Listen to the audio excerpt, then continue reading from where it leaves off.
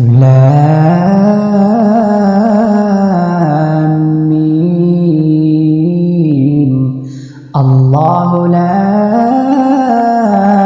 إله إلا هو الحي القيوم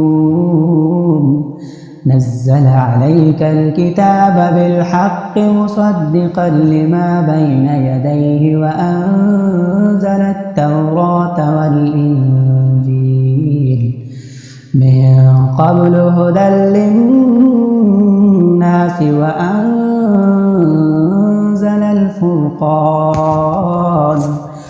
إن الذين كفروا بآيات الله لهم عذاب شديد والله عزيز ذو انتقام.